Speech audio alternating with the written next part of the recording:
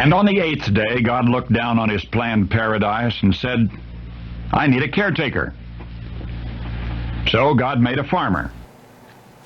Howdy folks, I'm Darren, and welcome to 8th Day Chronicles here at Cross Timbers Farm. It's a gorgeous, gorgeous early June day. Let's give thanks to our good Lord above for this beautiful, beautiful day. It is absolutely gorgeous. And what better thing could we be doing? We're standing in the middle of a cut hay field. Yes, it's been... Lola says yes, it's a pretty day too. Holy cow, we got a neighbor over here doing some bush hogging. It sounds like he just hit a buried car. Wow, I'd hate to own that bush hog he's using. Anyway, we're here in the middle of our hay field, and we cut this on a Wednesday evening. And yes, it come a shower on it Wednesday evening. I checked the rain gauge and we didn't even have a full 1/10 of an inch. So Lola, you want to go in the stew pot? Okay, pardon the interruption. We cut this hay Wednesday evening and it rained on it, a shower of, a very light shower Wednesday evening. In our rain gauge, it was not even a 1/10. It just barely coated a little bit under it, so it did not hurt it at all. What it did do Wednesday before we cut, anybody want a rooster? Wednesday before we cut, Wednesday during the day, about noon, it rained. It come a shower, about a 1/10. Very light, but still got the ground wet. Then we cut our hay and it rained on it, a very, very light shower Wednesday evening, right after we cut it. If you have to have rain on your hay, okay, let's pretend that the good Lord said, Darren, I'm gonna make it rain and you're gonna cut your hay. But after you cut your hay, I'm gonna make it rain. When do you want that rain? As if, you know, if I had a choice. And I said, okay, so you're saying it is gonna rain on my cut hay? And the answer was yes. I would say let it rain on it immediately after I cut it. That'd be the very best time. The worst time could be when it's went through the dry down stages and you've tedded it and got it pretty dry and you're like a day away from baling it, then it rains on it. That's when it's bad. That's when it will leach the most colors and nutrients. Everything it's retained, when that rain hits, it will start leaching out. Okay, for now it's still good because it rained on it when it was green. And when I say rain, it's very light rain. We're out here today in this test plot, and I was a little bit worried about where the ground was damp. I'm not now. It's about noon, and we cut it on a Wednesday afternoon. Today, I'm sorry, we cut it on Tuesday afternoon. I've been saying Wednesday. Tuesday afternoon. And it rained on it Tuesday evening. Had full sun on it yesterday, full sun on it so far today, and it's about noon. Okay, breathe. Before I wring a rooster's neck, breathe. It ain't like every neighbor we got knows there's a rooster here. Lola, everybody knows you're here. And everybody knows that you think you're Mike Tyson. So chill. All right.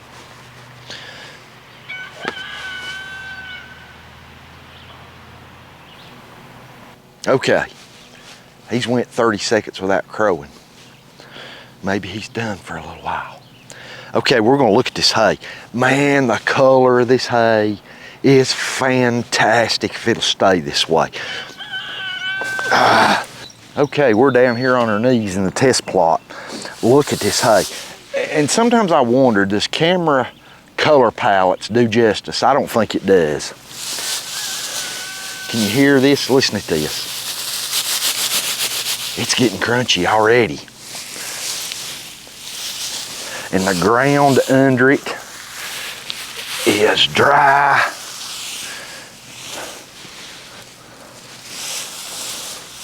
Man, I'm telling you, this is looking good for first cut hay. This is gonna be some phenomenal stuff, and good grief, does it smell good. Breath, you walk out from our home, you can smell hay even at home. But when you walk out here toward our barnyard, it smells like you just walked into a barn packed full of fresh cut hay. It smells so good around here. And this hay has a sweet smell to it, a sweet hay smell. Man, this is gonna make, even though it's first cut steamy, this is gonna make some phenomenal hay. All right, we're getting ready to ted it again. And we're gonna fire up the tedder, and we're not gonna kick it as hard as we did yesterday. We're gonna kick it medium. And then we're heading to the west field to kick it again, medium. Man, this is my favorite time of year. Hay on the ground, and it's looking good. Oh, it smells so good. Wow. All right, let's start this tractor and let it warm up. Come up to operating temperature so we can start kicking hay.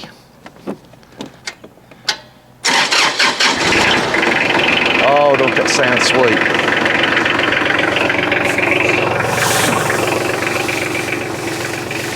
And when you've got Timothy growing in your hay amongst your orchard and tall fescue, or whatever kind of grasses you have, tuft grass or coastal Bermuda or whatever, man, you throw some Timothy in the mix and all of a sudden your hay becomes sweet.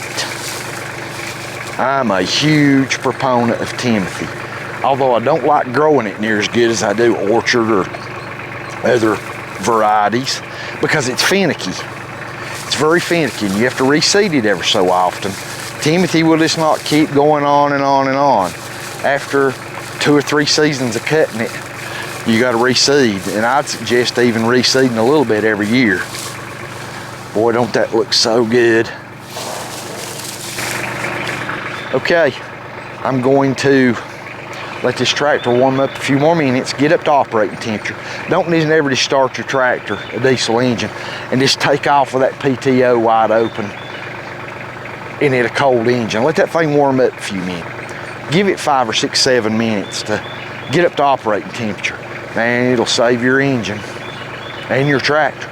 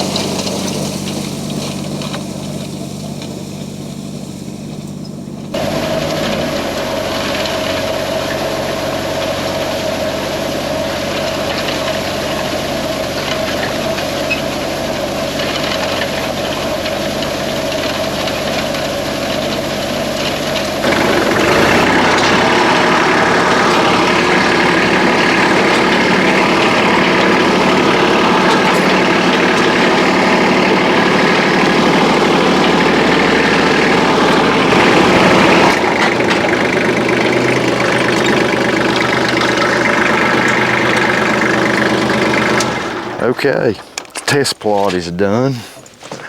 tedding for the first time today. I was worried about the moisture on the ground under that cut hay in that test plot. I'm not much worried about it now. I'm just worried if we have the window to get this baled before rain comes Monday. All right, we're gonna take us a short 5-minute apple break and then we're heading to the west field. Okay, we're to the west field. Let's get this kicked. This hay's not near as thick as some of the other, like in the test plot. It is a little better than the main field in places. Ouch, golly bum, that hurt. Oh, ow, mother of pearl. Son of a biscuit eater, that hurt. Ouch, golly. Whew, now I know why them dogs and them sheep jump like they've been shot with a 7mm Magnum when they hit that fence. Golly bum. Oh, gosh. Man, that's a hot fence. Dang. I'm staying away from that. I should have cut that off before I come out here. Golly bums. The gate's not hot, but my hand hit the chain, hit the hot wire, and I had a hold of the chain. Ouch. Golly bums.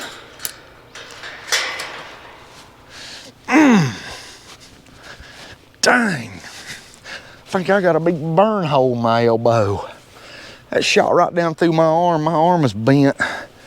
Golly bums, my whole elbow hurts now. I can feel it radiating. Whew. That's about like 50 bee stings at once. Golly. Can you tell I'm not real electricity tolerant? Gosh, that fence has got about 7,000 to 8,000 volts on it. Of course, volts is not what hurts you. Volts just hurts. Amperes is what'll kill you. Well, enough volts if it went high enough, but a fence is designed not to kill you. It'll just hurt like a son of a biscuit eater. God. All right, let me see if I can get back on the tractor and ted this west field. Okay, the tedder's been lowered down to the appropriate height, I think. God, my arm still hurts. All right, first gear, high range. We're not gonna kick this hay quite as hard as we have yesterday or the test plot. It's not that thick.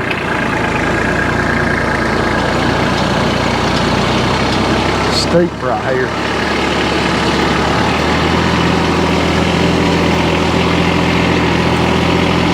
Okay, this hay's drying down faster. It's thick, it's thinner. God, my arm still hurts.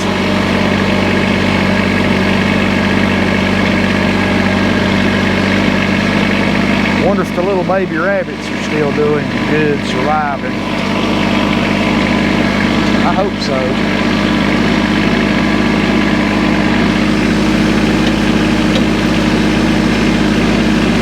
Okay, the tedder's doing good. We're not going to be cutting. Bear in mind, when I get on this lower end where it gets steep, drying hay, driving on it is almost sometimes as slick as when it's wet. So I'll slow down as I go around that steep section. I've had the tractor slide before on it.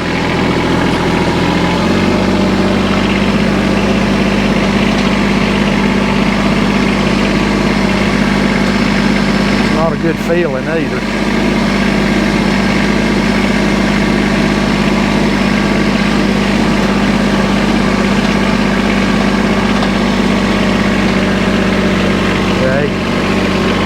Pretty darn steep right here.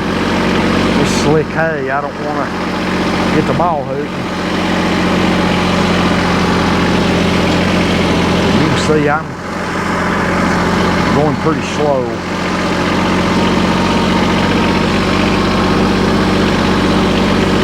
Sheep laying right over there, chilling. And Leia's laying there watching them. She's turned out to be a dang good guard dog. Hey, girl.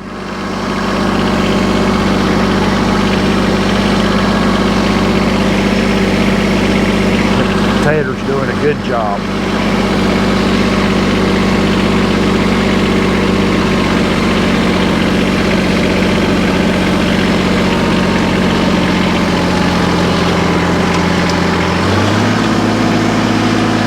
Up the hill.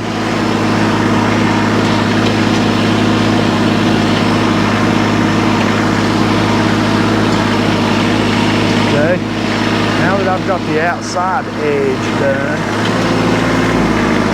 I'm going to make one more pass this way, then I'm going to split the middle. So when it comes down to the last turn, I'm not having nowhere to get turned and go. Man, I might be able to make 3-day hay in this field. I don't know. If this sun and low humidity will stay out.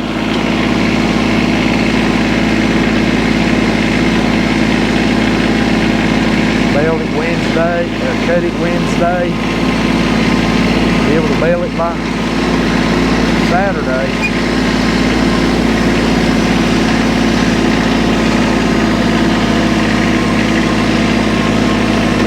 And it's thinner.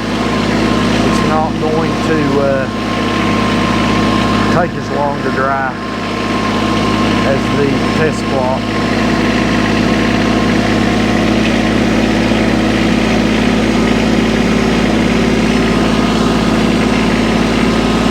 God, that fence hurts.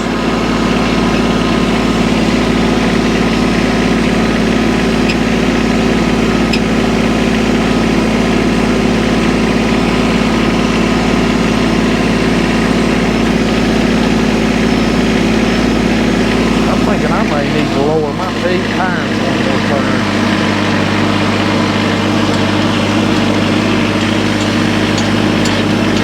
It's missing some hay.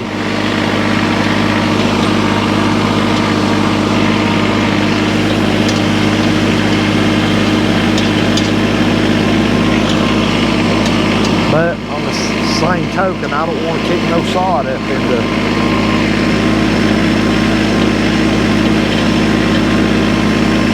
I think I'll leave it.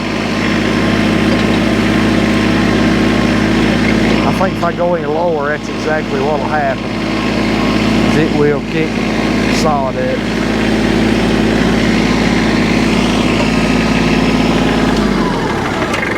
Let me give it one try.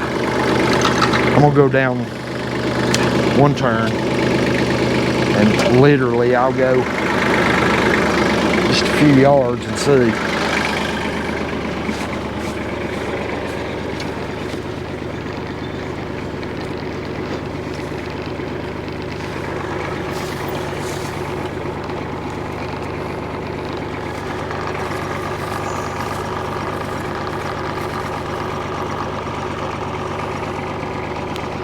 No, that's too low.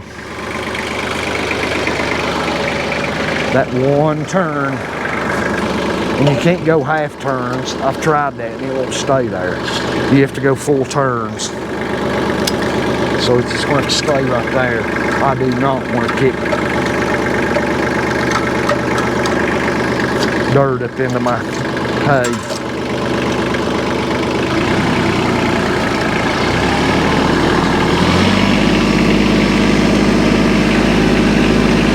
Missing a little bit, but where the hay's so thin.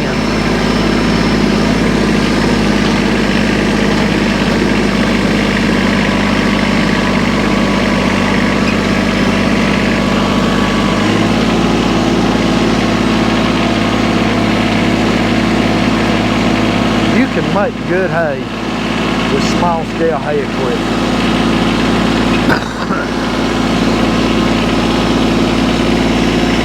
A lot of people think, and a lot of people just don't know, they think that all there is out there is square balers, you know, the big square balers, and there's a wild turkey,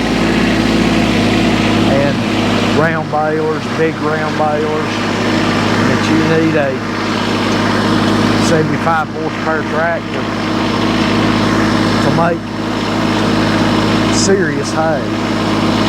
You can make really good hay with a compact tractor and the right equipment to go with it.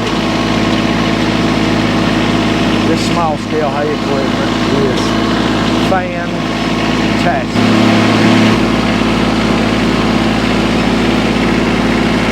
What a beautiful day the Lord's made. Let's rejoice and be glad in it.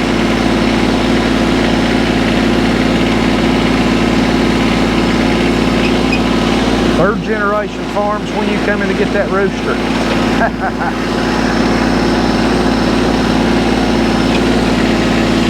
I'm going to start calling him your rooster.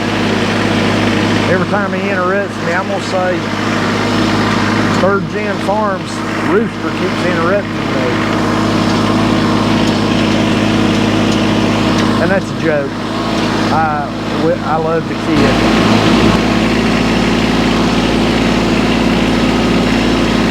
After this cut's over and everything's baled, I'm probably going to be putting urea on this field, really on all our fields. And I'm going to be spraying Prowl H2O, pre-emergent herbicide. And possibly some 2,4-D. We'll just see. But I'm telling you what, urea is the real deal. Diesel fuel prices don't go down. I don't know what we're all going to do. It's ridiculous. $5.29 a gallon, we can't sustain that long term.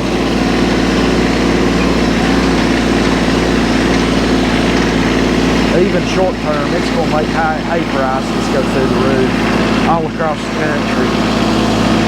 And with the shortage of hay from this drought, especially here in the southeast,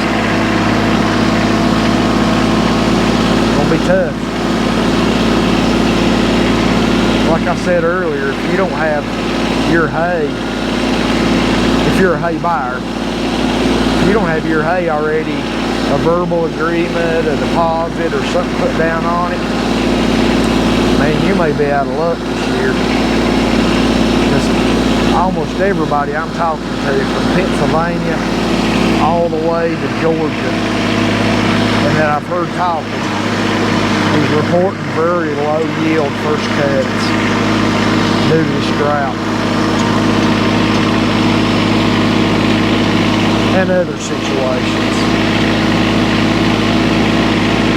I think up north they had quite a few late frosts, things that's really hampered them. Here in the southeast, it's been the drought.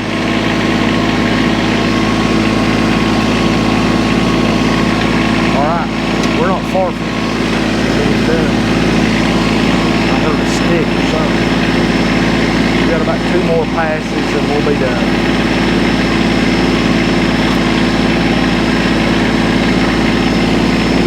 Then I'm going to have to come back this season. I may ted it one more time later this season. And I've got to come back and with a leaf blower and blow the hay that got kicked up by the tedder against our electric fence off so it don't ground out our fence. What a life. Life of Riley. Those sheep just laying down there in the shade, chewing their cud. They done a good job on our hay fields for us this winter. That's one of the main reasons they're here. And I love lamb chops.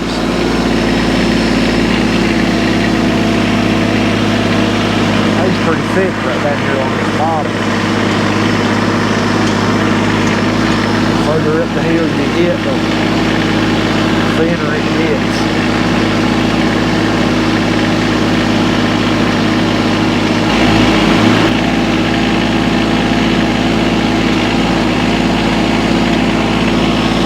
I really like this old Kubota tractor. It's been a dandy. But because of the prices of Kubota, man, their price for new tractors is almost unreasonable. They're high.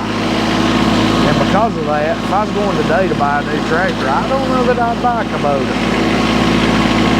Maybe I would.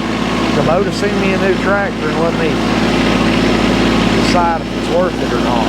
Honestly, I do believe I'd probably end up, I don't know, probably with some kind of red tractor.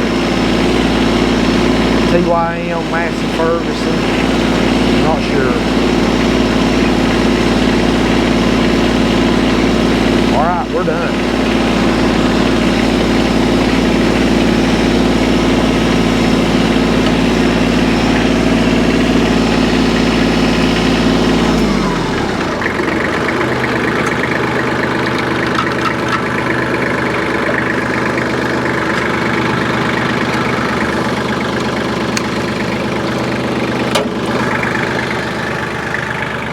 Field. Freshly tedded field. It's looking good.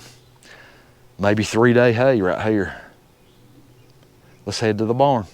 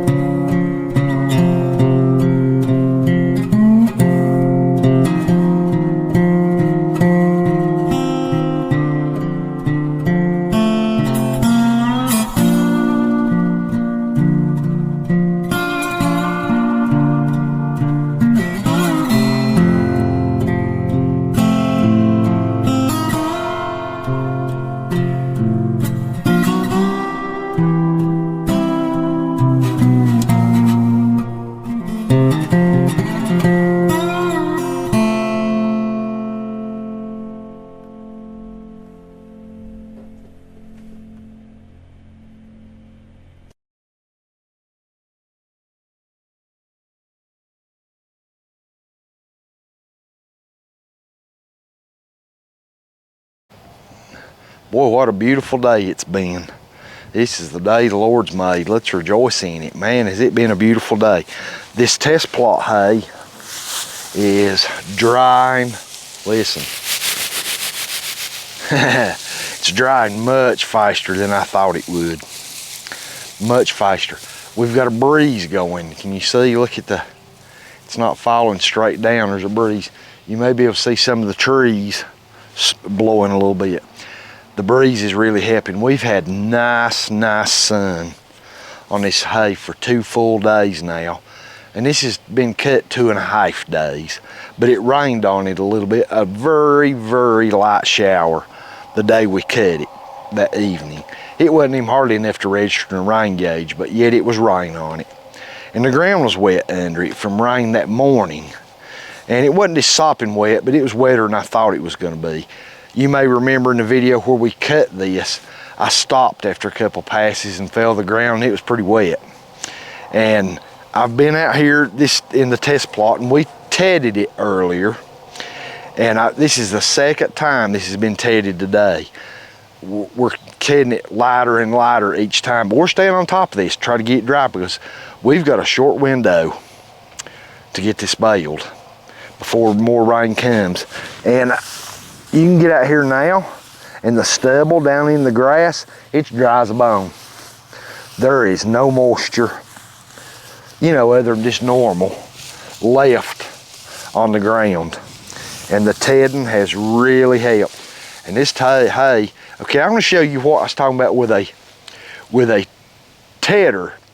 If you'll really speed those RPMs up and kick this really hard at a slower ground speed, keep your tractor down a gear like in first or second gear, low range, and ted it at a high RPM on those baskets. Look at, I just picked this randomly up and it struck me to show you this. Can you see that? See that stem? Look at there. That stem, there's a big crimp. And look, I just pulled it and it just broke. Okay, there's the other end of it that was in this.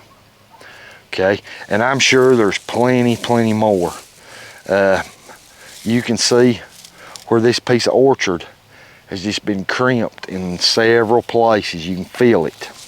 Where those tines off of, there's a piece that's been crimped and cut and broke. If you ted this really hard and really fast in stemmy first cut hay, now I'm not talking fast as in ground speed fast, I'm talking fast in those baskets turning, 540 RPM. It will condition stems. Maybe not as good as a hay bind with those rollers, but it'll still do a really good job. Right here, I'm just going to randomly pick up a piece. Look at that. That was a full length stem. Now it's down to that long, and you can see it's even been crimped right here in the middle. A tedder has so many advantages to use, and I don't understand why some folks just don't use them, because a lot of folks, like I alluded to earlier, say, well, my papa never used a tedder and I'm not going to either. The advantages, the stomatal openings on the leaves, spreading it out, the dry down, the crimping of first cut stems, man. And I don't ted hay that hard second and third cuts. There's no need to, because the stems are very limited, but first cut's going to be very stemmy.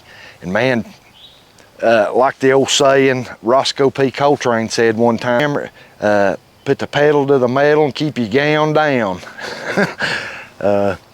That's about what you do with tedding first cut hay, especially the first and second teddings. And then you can start gradually slowing your speeds down, not to shatter leaves. So we're done for the day. As you can see, the shadows are getting long and the day's about over. And I'm gonna go in and nurse my elbow where I think about 7,000 volts of electricity went out of it earlier. That hurt. And I understand now why those sheep and dogs avoid that fence like the plague. All right, thanks for being with us today. I really appreciate it. Hope you enjoy this hay series of videos we're doing on small scale hay equipment.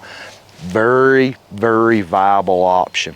It works, folks. These small balers, small teders, small drum mowers or disc mowers, whatever you want to use, small rakes, things, it's not a gimmick. This stuff works and works like nobody's business. And we are very, very pleased. We're going into our 4th or 5th year, I can't remember exactly, I have to go back and look, using small scale hay equipment. And as long as we're staying in smaller acreage like we're doing, I'll never look back. Thanks for being with us. I really appreciate it. Come back with us. We're going to be using our brand new rotary rake, Mora rotary rake, to rake this hay into windrows, and then we'll be using our Redlands 330 twine wrap baler very, very soon. Stay with us. Thank you for being with us. I appreciate it. I pray God blesses you and your family, and we pray y'all have a fantastic day.